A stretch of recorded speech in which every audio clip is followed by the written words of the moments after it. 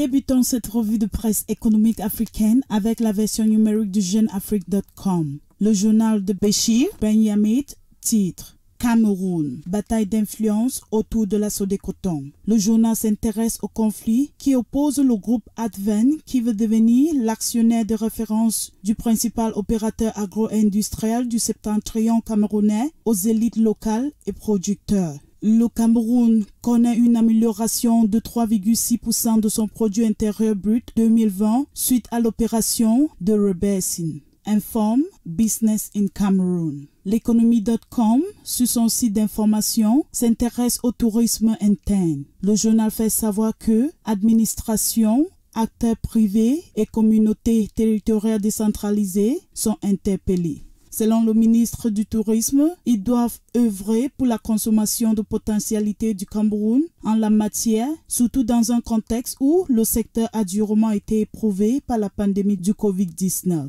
Le Cameroun améliore ses indicateurs de performance économique suite au changement de la base de calcul. Fait savoir investiraucameroun.com. Ecomatin.com informe que l'État va recevoir 5 milliards de francs CFA de dividendes de ses actions à Safacam et Socapam. Il s'agit de 4,775 milliards pour la société camerounaise de Palmarais et de 93,2 millions de la société africaine forestière et agricole du Cameroun, après publication des états financiers de ces deux entreprises au titre de l'exercice 2020. La délégation du patronat tchadien et de la Chambre de commerce, d'industrie, d'agriculture, des mines et d'artisanat ont été reçus en audience par le président du Conseil militaire de transition, Mahamad Idriss Déby Itno. Cette dernière a rassuré les opérateurs économiques sur le climat des affaires. Fait savoir tchadinfo.com. Le Gabon a cumulé une perte de 2785 milliards de francs CFA en 10 ans de commerce avec la France. C'est ce qu'indique le nouveau-gabon.com. Le gouverneur de la Banque centrale du Congo, Theocratias Mutombo, a indiqué que la situation macroéconomique de la République démocratique du Congo est très stable. L'information à lire sur le site de mediacongo.com. La Zambian Breweries PLC, filiale du premier brasseur mondial AB InBev,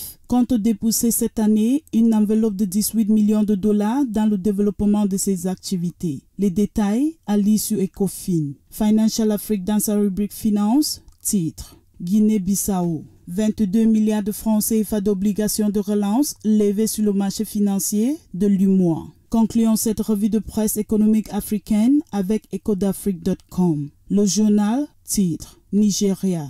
Hausse de 17% du chiffre d'affaires d'MTN au premier trimestre. MTN Nigeria, filiale du groupe sud-africain des télécoms MTN, a en effet annoncé que son chiffre d'affaires s'est établi à 385,3 milliards de naira à fin mars 2021 contre 329,1 milliards de naira à la même période de l'année écoulée, soit une augmentation de 17%. Pour avoir plus d'informations sur l'actualité économique africaine, abonnez-vous à nos différentes pages à l'adresse L'économie.